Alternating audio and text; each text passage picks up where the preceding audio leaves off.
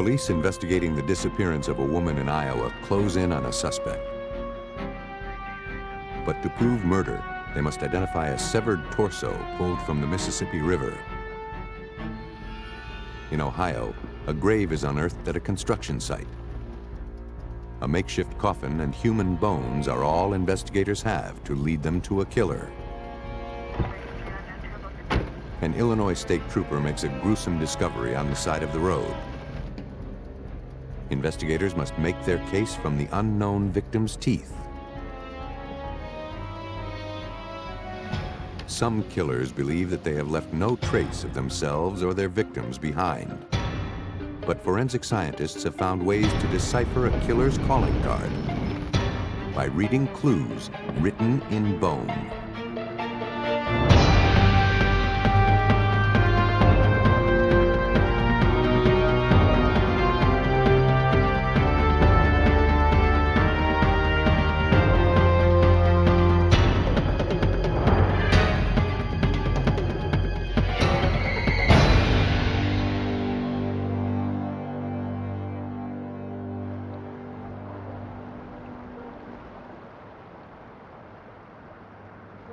Located on a bend on the Mississippi River, Davenport, Iowa is known as a quiet fishing community. But on March 18, 1983, police were visited by a concerned citizen named Marianne Roth. Marianne was worried about her friend Joyce Clint. They had spoken on the phone earlier in the morning and had made plans to spend the afternoon together. But Joyce hadn't shown up. Joyce had been under a lot of stress in recent weeks. Her marriage was in bad shape, and she and her husband, Jim, were considering divorce. I don't think so. Marianne described Joyce as a dedicated mother, not the type to simply run off without a word. For the sake of their son, Bart, Joyce had tried to keep the marriage together. But she wasn't naive. Marianne turned over a tape that Joyce had made several days before her disappearance. 2 days ago. Joyce had planned to use it as evidence if the divorce went to trial. When investigators played the tape, they quickly realized that Joyce had secretly recorded an incriminating conversation between her and Jim. On it, she confronted her husband about money he was allegedly skimming from his chiropractic business. Responding to the threats, Jim told Joyce that if she exposed him, he would put her head under the pillow, smother her, and then cut her up into little pieces. You're not going to touch that money, do you understand? Though it was savage talk, police are used to hearing these kinds of violent threats from couples facing divorce. To investigators, it was more likely that Joyce had decided to leave town. With the tape safe at Marianne's, she could slip away until the divorce case went to trial. That theory was supported the following day. Joyce's friends discovered her car parked near the airport. Inside the vehicle, police found no evidence of a struggle or any signs of foul play. For investigators, everything suggested that Joyce had gone missing on purpose. Corporal Jerry McCabe of the Davenport Police Department worked the investigation. It first looked like a possible family argument where she may have taken off and hadn't spoken to anybody in a while. But the persistence of Joyce Clint's friends convinced police to look into the disappearance. They paid a visit to Jim Clint. Jim readily admitted that he and Joyce had fought on the morning of the 18th. He had stormed out and gone to the marina where he kept his boat in order to cool off. Because of rising floodwaters, he decided not to go out on the river. he secured his boat and returned home. By that time, he said Joyce was gone, along with a closet full of clothes and $4,000 of his money. Investigators checked on his alibi with a visit to the marina. Did you see him on March 18th? A restaurant manager confirmed that she saw Clint that morning, around 11 a.m. She saw Clint loading filled trash bags onto his boat. She said he left the dock in his boat, returned sometime later, and then went out again. This eyewitness account contradicted Jim's alibi. Detectives decided to take a closer look into Jim Clint's background.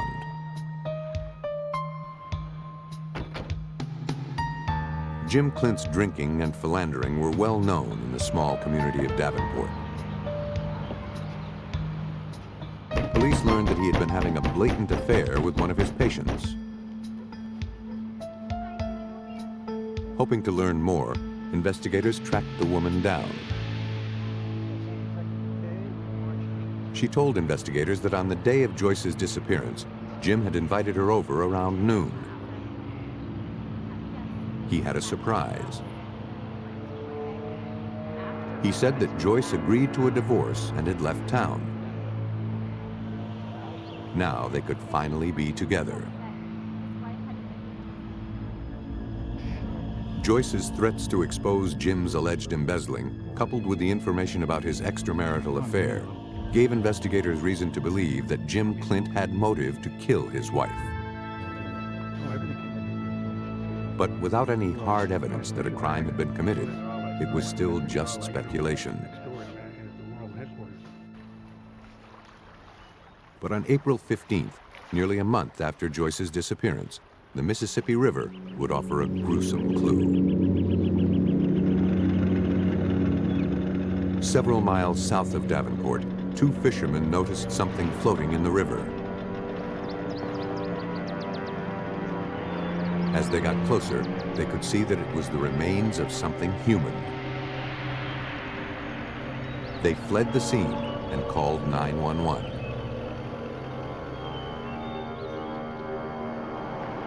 Investigators responded to the riverbank and pulled the body from the water. It was a female torso, severed just above the navel and just below the tops of the thighs. For even the most seasoned detectives, the scene was difficult to comprehend. A limited autopsy determined that the victim was a Caucasian woman who'd been in the water anywhere from 2 weeks to 4 months. The cut marks appeared to have been made by a chainsaw with a 5/16 of an inch chain.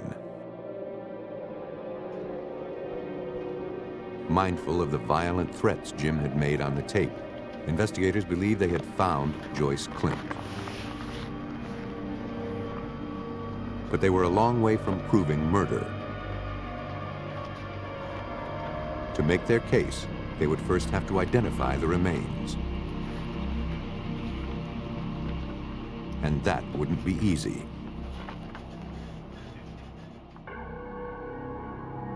Investigators turned to renowned forensic anthropologist Clyde Snow at the University of Oklahoma. His approach is simple. And basically what we try to do is look at the skeleton, all 200 bones and 32 teeth, and we're trying to answer two questions primarily. Who is this person? Who was this person? And how did they die? Snow's expertise allows him to develop a profile from the barest of bones. Even with only the torso to work with, Snow could tell a lot about the victim. To determine her age, he studied the area of the pelvis known as the pubic symphysis. The surfaces of this joint undergo some fairly regular changes with age.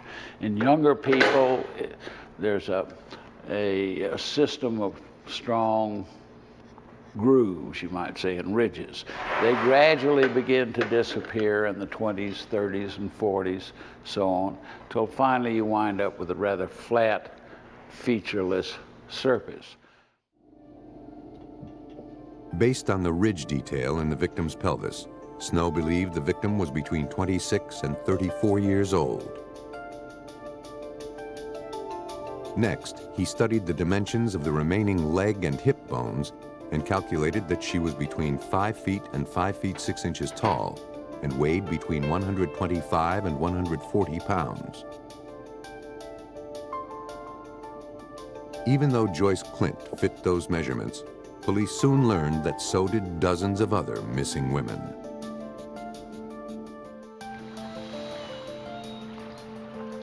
Until investigators could narrow down their pool of possible victims, the identity of the severed torso would remain a mystery.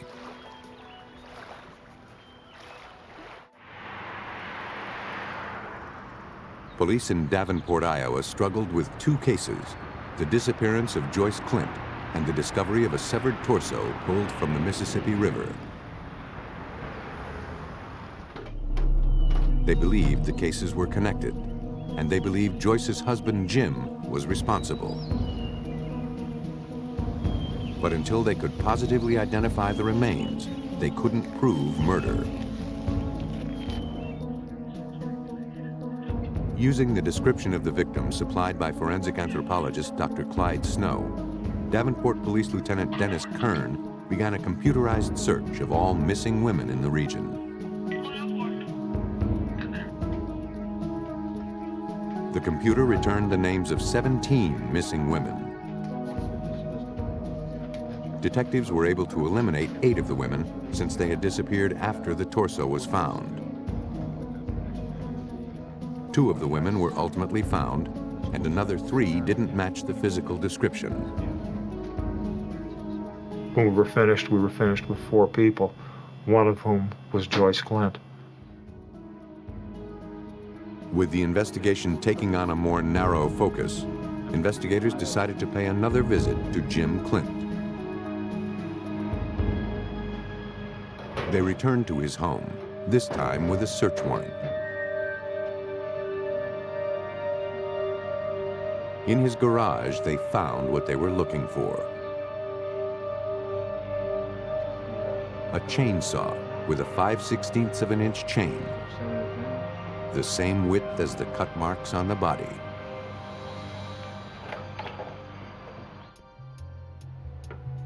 Technicians processed the chainsaw with indicator fluid that turns pink in the presence of blood. They covered every square inch of the saw.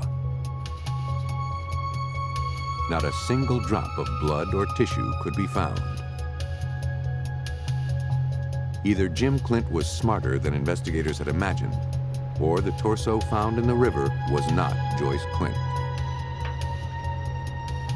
There was only one way to be sure. Police had to find a way to positively identify the remains. Though DNA analysis hadn't yet been developed in 1983, there were new ways of identifying an individual from genetic markers in blood enzymes. Blood samples were subpoenaed from Jim Clint and his son Bart. A comparison with the blood from the victim showed a genetic consistency with Bart. Further tests of Joyce Clint's parents' blood also showed consistent patterns.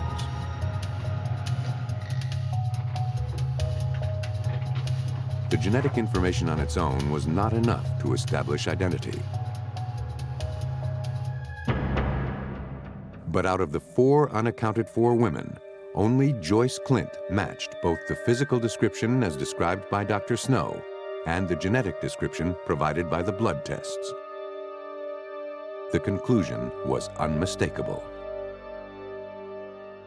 Looking at the women that met these physical characteristics, what of those four, what were the odds that any one of them would have matched the genetic picture? And the odds were infinitesimal. The torso belonged to Joyce Clint. And all of the evidence pointed to her husband, Jim, as the killer. There was a division of monies, properties, and that he was going to lose. He was going to have a lot of things taken away from him because she was done, fed up, ready to go. And the girlfriend motive was there. There were so many that he thought that were in his way of a happier life, you know. Jim was arrested and charged with the murder of his wife. Police believe that Jim executed his plan on the morning of March 18th.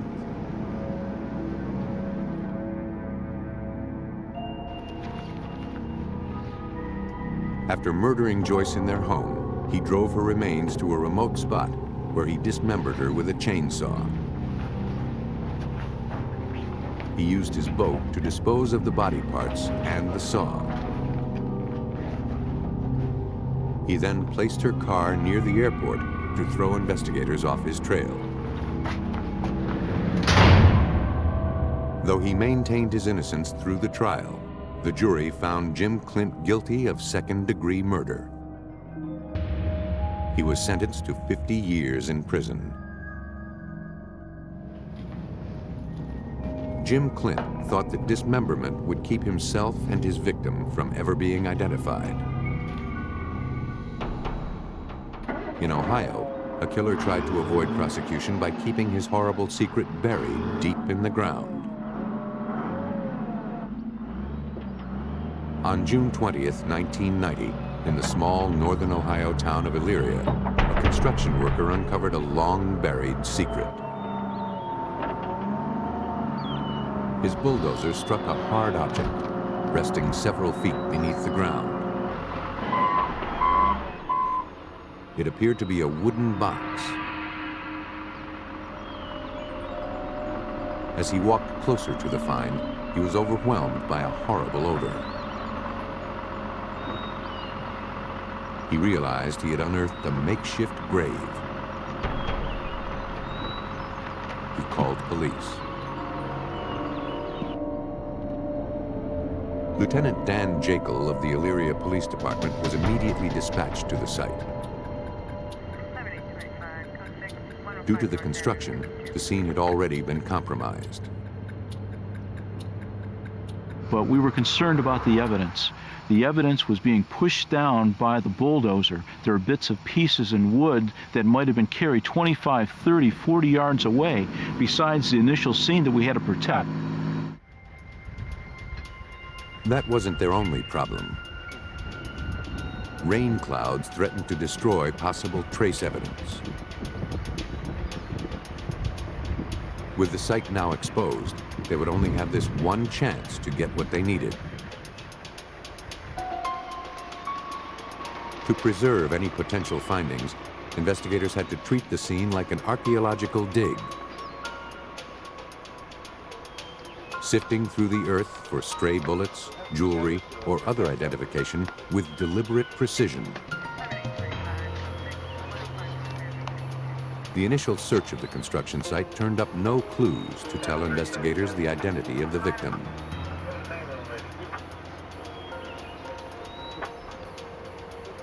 After several hours, the badly decomposed body, wrapped in garbage bags, was hand-dug from the grave.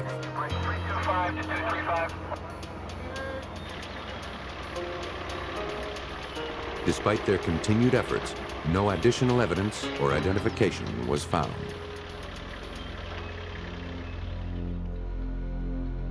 Police needed to know who was in the grave before they could figure out how he or she got there. For help, investigators called on distinguished anthropology professor Dr. Owen Lovejoy at Kent State University. I went out and examined the body and collected some materials, the purpose of which was to provide as many details about that individual in life as I could. From the condition of the pelvis, examiners were able to determine that the body was a female somewhere around 28 to 30 years old. An examination into the shape and proportions of the skull told them that the victim was Caucasian.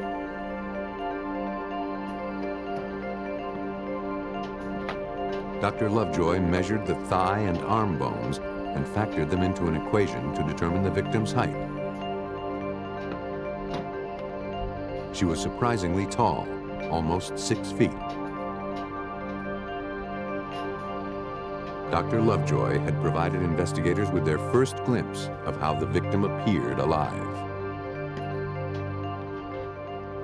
It was now up to them to discover her identity. Detectives started by looking into unsolved missing persons cases.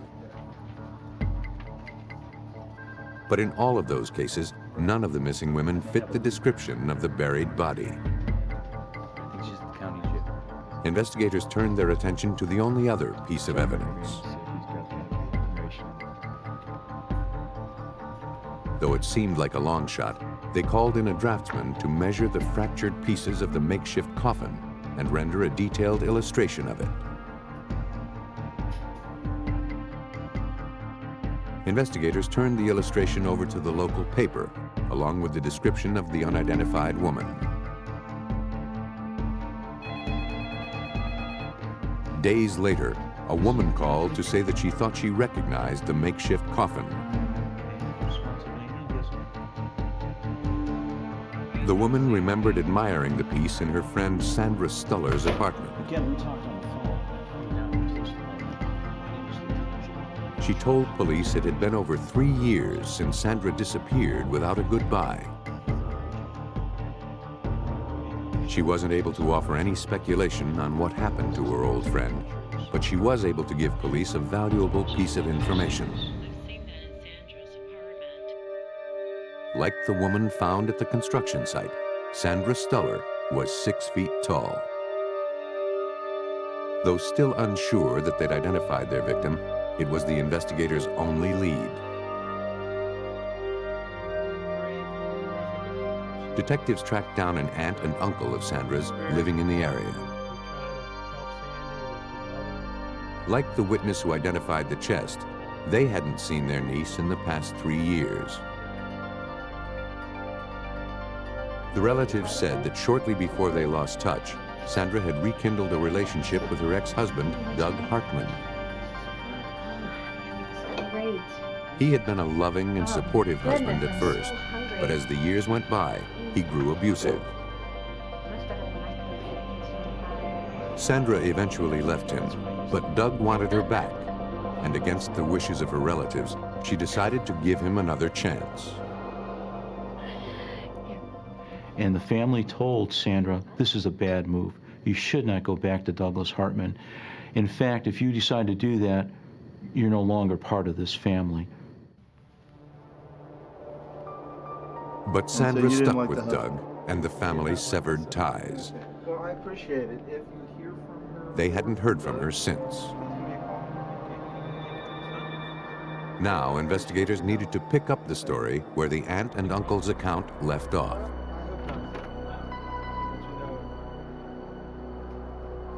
They tracked down the manager of Sandra's last known apartment, where she lived just before she disappeared in 1987. She had paid rent in full. But Apparently, the reunion with Doug had been short-lived. Sandra had been living alone at the time. and she wasn't there. And The manager remembered that the circumstances surrounding Sandra's departure were strange. In December of 1987, she saw a man moving Sandra's belongings out of the apartment and into a rental truck. The manager had not seen the man before. She didn't see Sandra that day or ever again.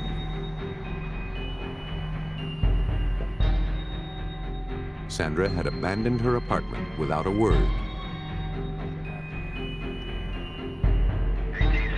investigators suspected the man moving Sandra's things was Doug Hartman. To prove that theory, they went to the truck rental agency.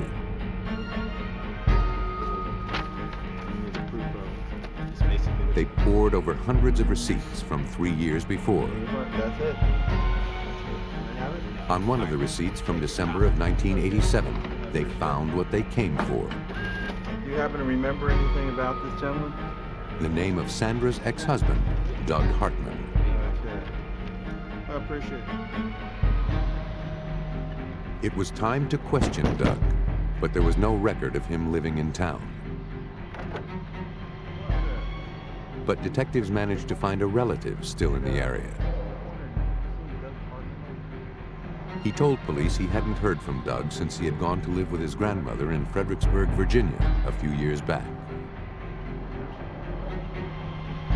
Detectives wondered what had prompted Doug to leave town. And if you hear from him or think of anything else. But their theories would be meaningless until they could prove that the buried remains belonged to Sandra Stuller.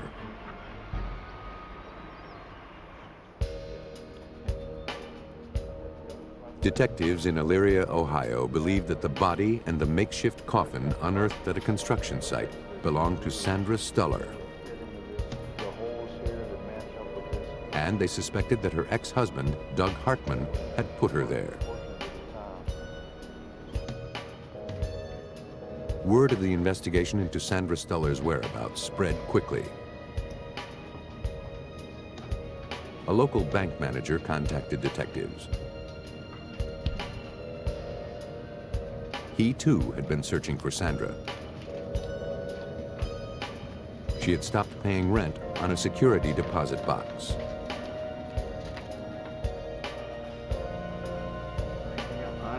Investigators obtained a search warrant. The contents of the box included Sandra's divorce decree, her will, and some diamond and gold jewelry. Not the kind of valuable items a person would carelessly abandon, unless, as Detective Dan Jekyll thought, they had no choice. And that reinforced my idea that the person that we uncovered on Shadden Road was in fact Sandra Stuller, but I had to prove it. Detectives were running out of ways to accomplish that goal. Desperate for any information, they plugged Sandra's Social Security number into a law enforcement database. They got a hit. Sandra had been in a car accident shortly before she disappeared. The report mentioned that she had been taken to the hospital for treatment, which included X-rays. It was the break detectives were looking for. When I found out that there was a chest X-ray taken, I knew that this would help the case. And when I contacted Dr. Lovejoy, he told me if I can get that original X-ray, there's a real good chance that he could identify the remains. Investigators visited the hospital and subpoenaed Sandra Stuller's X-rays.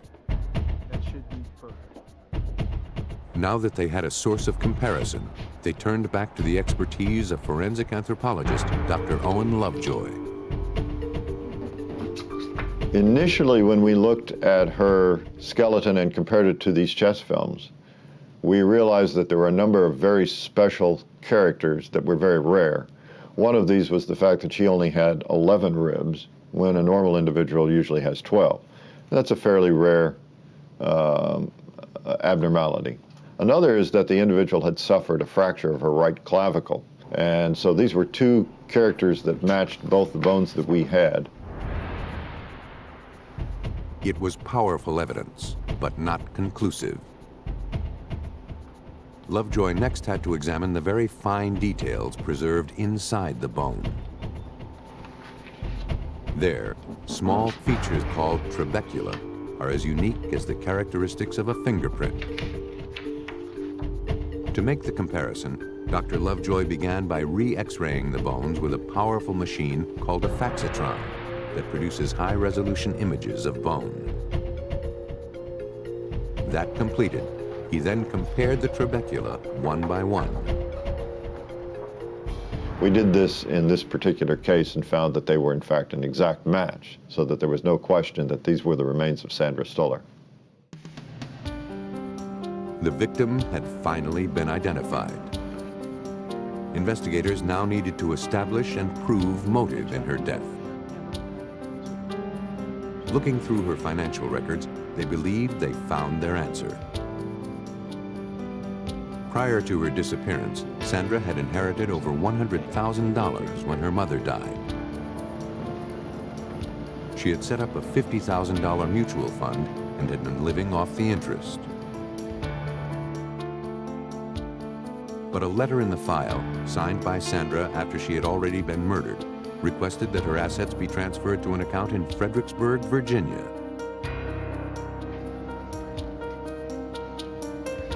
That account was in the name of Doug Hartman. Sandra Stoller had been murdered for her money.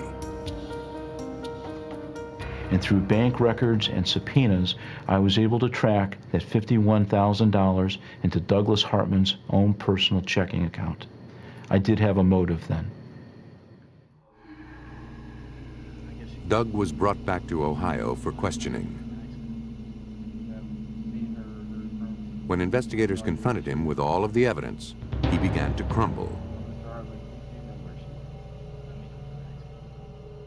He confessed to killing her, but claimed that it had been an accident. Police believed otherwise.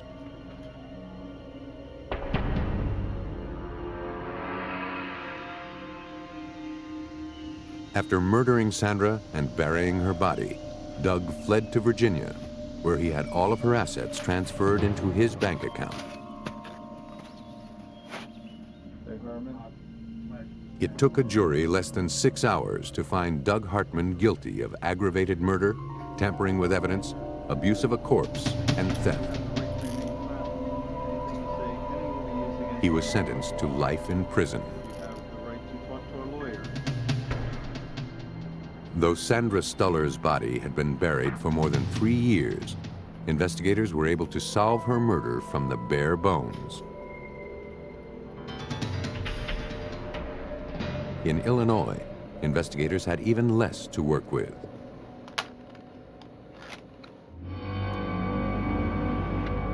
Stretching from Chicago to Springfield, I-55 is one of the most heavily traveled highways in Illinois. State troopers regularly cruise its length, hunting down speeders.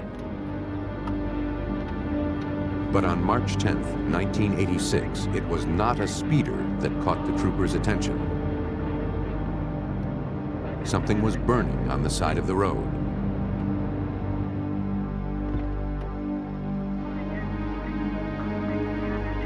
As the officer approached, he thought it was a mannequin that had been set on fire.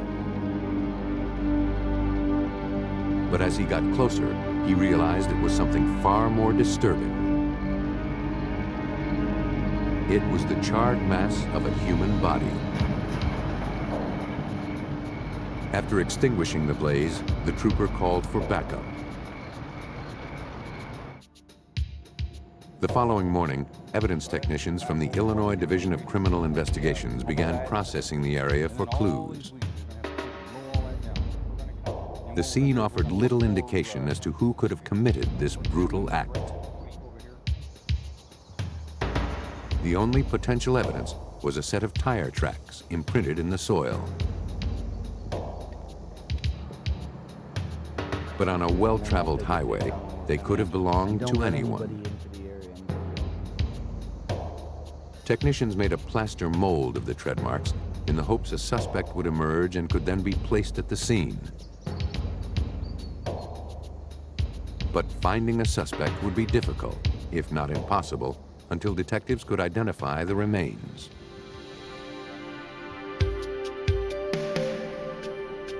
At autopsy, the examiner concluded the female victim had died from blunt force trauma to the head. The only identifying features that survived the fire were her teeth. pearl necklace and a ring bearing the letter E were removed from the victim. Based on her petite stature and slender hip dimensions, the examiner believed the victim to be between 18 and 25 years old and possibly Hispanic. For Lieutenant Carlos Hevia of the Illinois Department of Criminal Investigations, the information wasn't a lot to go on. The first order of business is identify who's the victim. In this particular case, we had difficulty because of the fact that we didn't have a photograph to go around when we were doing canvassing. Nonetheless, investigators began questioning people in the neighborhoods around the scene of the fire. Selling gasoline here yesterday? One clerk at a nearby gas station remembered selling a can of gasoline the night before. He helped investigators come up with a composite. The sketch was publicized, but no one came forward to name the suspect. Investigators launched a statewide media campaign. A flood of tips came in, but after 2 weeks, detectives still couldn't match the remains to any missing persons cases. With their whole case hinging on identification, investigators sought help from the state's Forensic Anthropology Department. After taking a life-sized X-ray of the victim's skull, they built a three-dimensional model, sculpting a face in modeling clay. It might not be an identical match, but hopefully it would bring about a spark of recognition from the public. Photographs of the reconstructed head and the victim's ring were sent to local press. But again, no one came forward to identify the young woman. Now, several weeks after the murder, chances of solving the case were dwindling away. A methodical killer still walked the streets.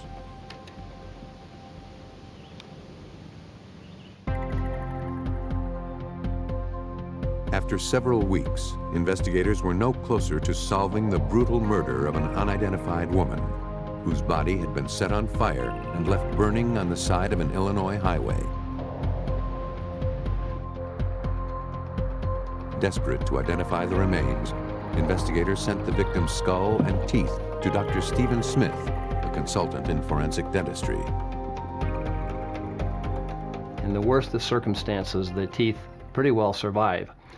And so because of that, we become very useful for the uniqueness of the human dentition. We can find the uniquenesses that everybody has in their dentition.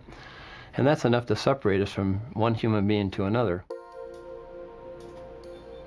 The arch of the jaw suggested that the victim was most likely Asian, not Hispanic. After studying the general anatomy, Dr. Smith examined each individual tooth. This would be the temporary cement that would indicate that this person is probably going to be going back to the dentist. And I see some bone loss in this area. This would indicate periodontal disease and that the person probably was possibly seeing a periodontist. This kind of dental history gave Dr. Smith new insight into the victim's age. As I looked at this information and as I came to my independent evaluation, I thought this person had to be at least in their 40s. 38 to 40, maybe 42, 43, somewhere like that, but not more than a 5-year difference. Dr. Smith's detailed analysis had exposed a critical flaw in the original description of the victim.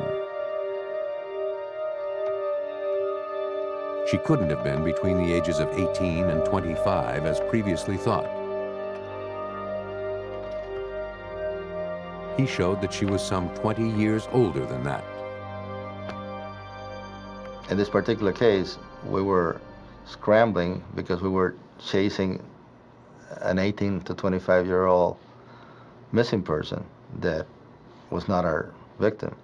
So when they came up with that, it was like somebody just opened a door, you know. Now, almost 2 months after the burning body had been found, detectives went back to the statewide police computer network and modified the victim's description. The new findings paid off. Within hours of modifying their search, investigators received a call from nearby DuPage County Sheriff's Department. They had a missing persons case that matched the new description.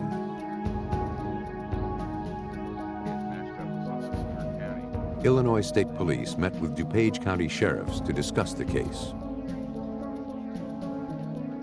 They learned Erlinda Anderson was a 43-year-old housewife reported missing by her sister in early March. Born in the Philippines, she'd come to the United States to marry her husband, William. The fact that this victim's name began with the letter E led investigators to believe they were on the right track. All right, thanks very much. Deputies told investigators that they had met with William Anderson shortly after his wife was reported missing. He was questioned about his wife and their marriage. It hadn't been a traditional courtship. During the interview, Anderson admitted that he'd met Erlinda through a classified ad. She was looking for an American husband. He was looking for companionship. The relationship started well, Anderson said.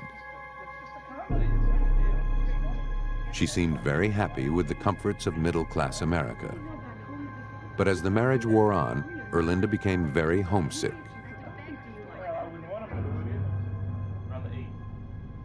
He insisted Erlinda wasn't missing. In fact, he'd seen her board a plane bound for the Philippines in early March.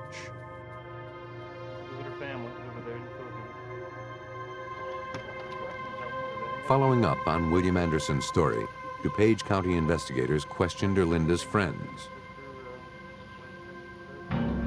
They confirmed that Erlinda had been unhappy with her life in the U.S., mostly because of her marriage to William. And she had been longing to return home. But it was strange that they hadn't heard from their friend in months. William Anderson's inconsistent story, coupled with Dr. Smith's forensic analysis, led investigators to now believe the victim found burning on the side of the road was Erlinda Anderson. And that would make her husband the leading suspect in her murder. But so far, there was no evidence to prove it.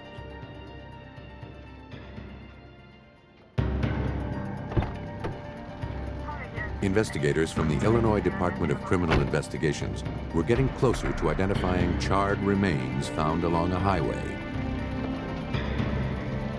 They believed the victim was 43-year-old Erlinda Anderson.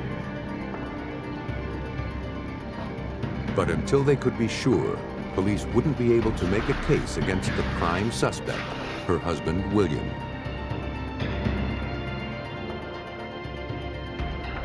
With only the victim's teeth to work with, investigators subpoenaed Erlinda's dental records.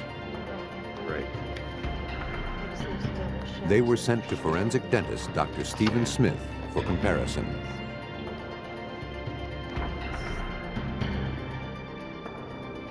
While awaiting the results of his examination, detectives began scrutinizing William Anderson's alibi.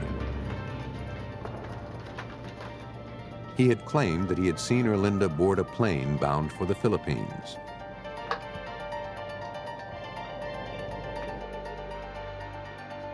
Investigators paid a visit to the airlines. I'm looking at... Anderson had in fact purchased a ticket to Manila in Erlinda's name. Might have been going out. But a week before her body was found, records showed that William Anderson cashed in the ticket. The flight was Erlinda never boarded a plane to the Philippines. Okay, you got time? William Anderson had been caught in a blatant lie. But if Anderson had killed his wife, the question now before investigators was why? A further background check revealed that Erlinda had been William's 5th wife. Based on a search of Anderson's phone records, they learned that he probably didn't intend her to be his last. Many of the bills reflected calls to one of Anderson's female co-workers. The woman, who was married, reluctantly admitted that she and Anderson had been having an affair. Anderson complained to her that Erlinda was constantly spending his money, always sending gifts to her friends and family in the Philippines. The day after the body was found, William took her out for a romantic dinner. He told her to leave her husband and marry him instead. She questioned Anderson about, you know, what about your wife? And Anderson told her, don't worry about my wife, she's not coming back. The case was now in the hands of forensic dentist Dr. Stephen Smith. When making an identification, Smith superimposes the living dental records with the x-rays made after death. On this case here, I can take and move it around, and all of a sudden I see a clear picture. It was fuzzy, now it's totally clear. It means that the one film overlays the other one perfectly. In myself, if I'm asked, is this a match, I could say yes. I would be assured, looking at this film, that this film matches that film, and I could say that this dentition belongs to that remains. After months of frustration, the burned body had finally been identified as Erlinda Anderson. And with a new romance brewing, William Anderson had motive to get rid of her.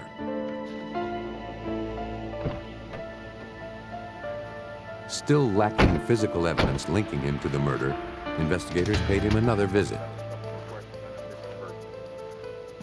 They asked him to follow them to the police station for further questioning.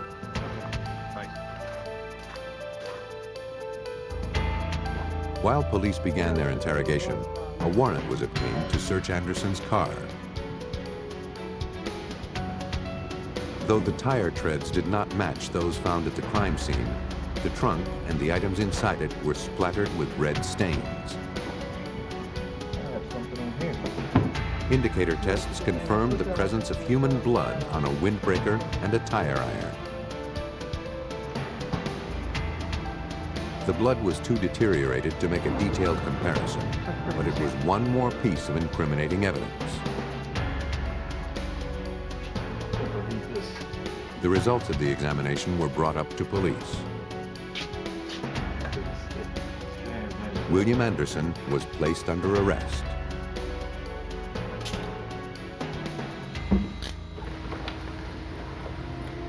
Investigators believe that Anderson used the tire iron to beat Erlinda in the head. After she was dead, he drove her body down Interstate 55.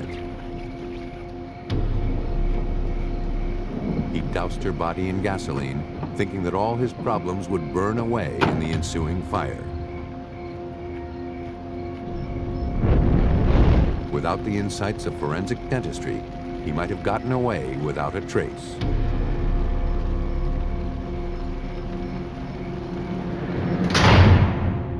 A jury found William Anderson guilty of murder and sentenced him to life in prison. Some killers are determined to keep the identity of their victims a secret. When they are successful, their deeds threaten to go unpunished. But forensic scientists can breathe life into a dying investigation and find justice written in bone.